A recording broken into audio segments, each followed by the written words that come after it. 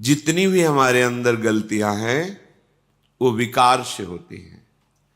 विकार का मूल होता है स्वसुख वांछा, स्वसुख वांछा का मूल होता है देहाभिमान, और देहाभिमान अज्ञान से होता है, और अज्ञान भगवान से विमुख होने पर होता है, प्रभु से विमुख होने पर होता है। ये सारा का सारा जो माया का तंत्र है ये केवल भगवत विमुख होने से हुआ है।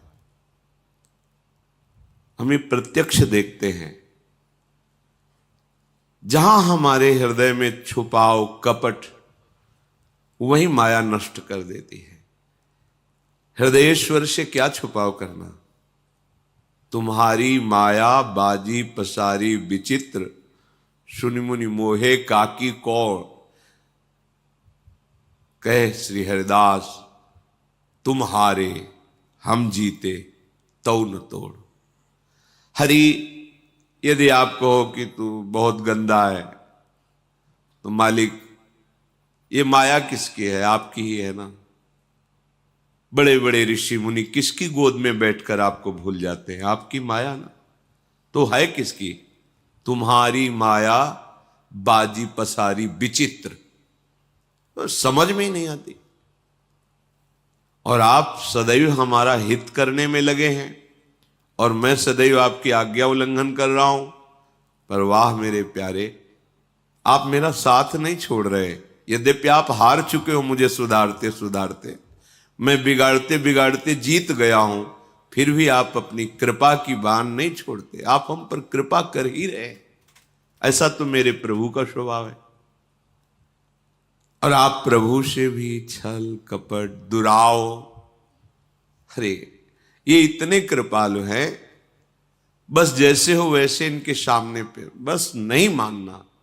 जीव का स्वभाव है ना मानना, इसी से ये दुर्गति हो रही। नहीं, भगवान और गुरुदेव और भगवत प्रेमी महात्मा ये कहने को तीन है।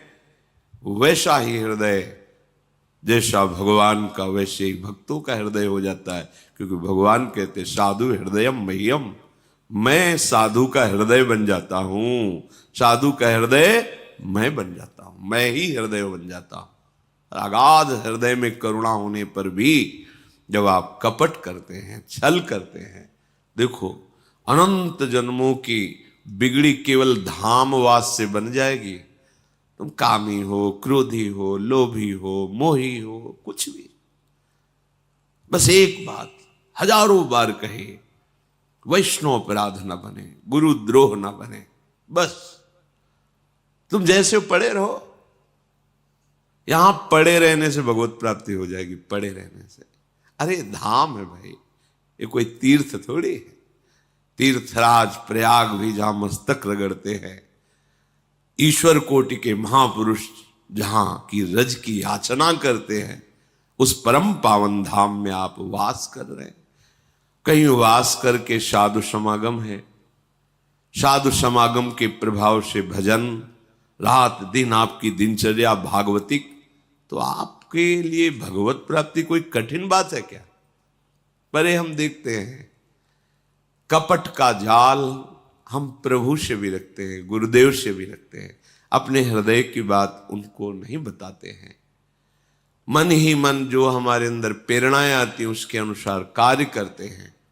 फिर जानते, अभी इसी शास्त्र में आप आगे श्रवण करेंगे, जब कोई गुरु आज्ञा का उल्लंघन करता है और अधर्म आचरण करता है, तो जो राक्षस लोग हैं, दैत्य लोग हैं, उनका आवेश उन पर हो जाता है।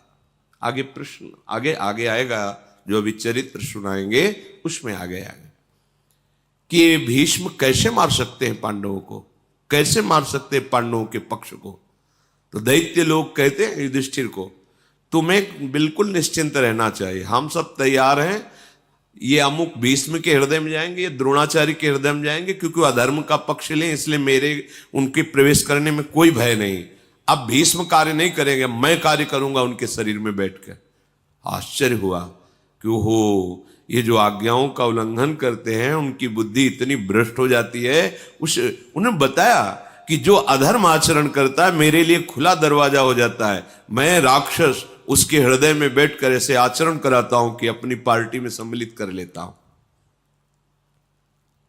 बोले तुम्हारी बुद्धि क्यों काम, क्योंकि वो आविष्ट हो चुकी है, असुरों से आविष्ट, आसुर भाव वहां प्रकाशित हो गया है। बार बार कहते हैं केवल बात मान लो, कोई नहीं छू पाएगा, जीते विनायक शुभ अशुभ, विघ्न करे नहीं कोई। पर बात क्या, प्रभु से भी छल, सामने कुछ और चेहरा, पीछे कुछ और चेहरा। बड़ा आश्चर्य है भगवती माया के इस महाबल का कि वो सर्वांतर्यामी प्रभु से भी कपट कर रहा है। रोज सत्संग सुन रहे हो तो हम आपसे प्रार्थना करते हैं, किसी और से कहने की जरूरत नहीं, जैसे हो वैसे के वैसे प्रभु से प्रार्थना करो, उनको अपने हृदय की बात बताओ, उनके सामने रो, गुरुजनों से बात बताओ, रो। वो कहे या ना कहे ठीक हो जाएगा, अपने आप ठीक हो जाएगा। इनके दरबार की ऐसी महिमा ही है कि वो कहे जाओ ठीक हो जाएगा, ये कहने की जरूरत नहीं, अपने आप ठीक हो जाएगा। पर हम कपट करके उनके पूछने पर भी, उनकी आज्ञा पर भी अपने मन को उत्साहित करके परमार्थ भ्रष्ट आचरणों को करते हैं तो आसुर भाव प्रकट हो जाता है, कुछ समझ में ही नहीं आता, और जब समझ आई तब समझने लायक नहीं रह जाता।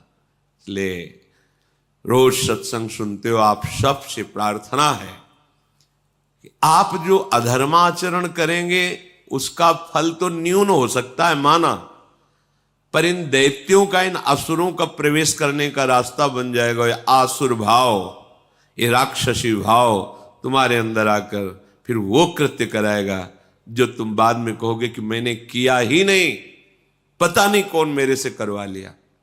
ये शास्त्र के रहस्य की बात बता रहे हैं आपको। इसलिए बहुत सावधान, बहुत कीमती जन्म है। सत्संग में बार बार कहते हैं सावधान हुए तो धाम भी छूट जाएगा, श्री जी के चरणारविंद का आश्रय छूट जाएगा, जीवन निरर्थक हो जाएगा। नहीं मानना, अहंकार इतना बैठा हुआ है कि बस वासना के प्रवाह की तरफ ही बहाए लिए जा रहा है। अरे डूबने वाले को एक तिनके का सहारा बहुत बड़ा होता है, फिर तुम्हें तो लाडली जी का सहारा मिला है, बहुत समुद्र में कैसे डूब सकते हो? गुरुदेव का सहारा मिला, कैसे डूब सकते हो? पर तुमने तो सहारा नहीं, सहारा तो लिया भोगों का, छल का, कपट का सहारा लिया, डूब जाओगे। सत्संग सुनो, उसे आचरण में उतारो और मन से लड़ना सीखो। ये मन से जो तुम हार रहे हो, इसमें तुम्हारी कमी है। तुम इतना दुलार मन को क्यों करते हो? थोड़ा प्यार तो प्रभु से कर लो, प्रभु के नाम से कर लो, प्रभु के जनों से कर लो, प्रभु की बात पर कर लो। अनंत जन्मों से इसी मन का दुलार करते रहे हो, इस जन्म में थोड़ा तो समझ जाओ। पर वो समझना नहीं, अपनी समझ को वासना के हाथ समर्पित कर दिया तो कैसे समझ पाओगे? उपासना के हाथ समर्पित कर दो, अभी ठीक हो जाओगे, अभी समझ जाओगे। कुछ ठीक नहीं होना, बस स्वीकृति बदल देनी। जहां स्वीकृति बदली तुम विजय प्राप्त कर लोगे। न तुम स्त्री हो, न पुरुष हो, भगवान के अंश हो, प्रियाजू के निज जन हो, ये कहां स्वीकृति? स्त्री भाव में हुए तो काम, क्रोध, लोभ, ईर्ष्या मुझे, पुरुष भाव में हुए तो इसी भाव की स्वीकृति से तुम्हारे अंदर ये सब दुर्गति वाले लक्षण हैं। भाव को तो बदलो, पर कोई सुनकर, समझकर, मानकर के बिरला ही चलता है। नहीं, सब मनमानी। हे मनमानी, इसीलिए भगवत प्राप्ति बहुत कठिन कही जाती है, इसीलिए संत समागम का फल मिलना बहुत कठिन हो जाता है, क्योंकि सब अपने मनमानी। अरे थोड़ा तो गुरुमानी बनो, थोड़ा तो शास्त्र आज्ञा का पालन करो। ये जन्म बहुत कीमती। देखो वैसे ही प्रारब्ध कर्म बड़े बड़े संतों को देखो कष्ट दे रहे हैं, तो आप विचार करो जरा, क्या आप सदैव सुखी रहेंगे? क्या आपका सदैव शरीर स्वस्थ रहेगा? क्या आपको सदैव सहयोग मिलेगा सांसारिक व्यक्तियों का? आज तुम्हारा शरीर स्वस्थ है, तुम जवान हो, तो तुम्हारे शरीर को भोगने के लिए तुम्हें मित्र मिल जाएगा। कल जब तुम्हारा शरीर अस्वस्थ होगा और तुम्हारा पाप कर्म बढ़ जाने के कारण सब कुछ क्षीण होगा, तब तुम्हें जिससे मिलना चाहिए उससे मिलने की सामर्थ्य नहीं रह जाएगी। फिर जो दुख मिलेगा तुम झेल नहीं पाओगे। मान जाओ, धर्मयुक्त विषय का सेवन करो, नाम जप करते हुए इतना बल बढ़ाओ कि मन से लड़के उसको परास्त कर दो, तो विजयी हो जाओगे। प्रभु के जनों के हृदय में जो प्रेम है वो तुम्हारा उत्थान कर देगा, वो तुम्हारा मंगल कर देगा। देखो, श्री भगवान स्वयं करुणा करके उपदेश करते हैं, तुम्हें कुछ नहीं करना, केवल मेरा चिंतन करो, मैं सब संभाल लूंगा। अनन्यस चिंतयन्तो माम ये जना परिपासते तेषाम नित्याभियुक्ता नाम योगक्षेमं वहाम्यहम्। क्यों नहीं आप इस बात को समझते? राधा राधा राधा राधा सब संभाल लें, पर नहीं करना। छुप छुप के पापाचरण करना, छुप छुप के गंदी बातों का अंदर विस्तार बढ़ाना, छुप छुप के धर्म विरुद्ध मार्ग चलना, और बाहर से सत्संगी बने रहना, बाहर से भक्त का बाना पहने रहना, ये क्या है? तुम प्रभु को ठगना चाहते हो। विश्वात्मा सर्वज्ञ प्रभु से धोखा नहीं, तुम अपने आप से धोखा कर रहे हो, अपने आप का पतन कर रहे हो। इसलिए सावधान रहिए, बहुत बढ़िया अवसर आ गया है, निकल चलिए। नहीं, भगवान की दुरंत माया बख्शती नहीं किसी को, आप बस इतना समझ लो।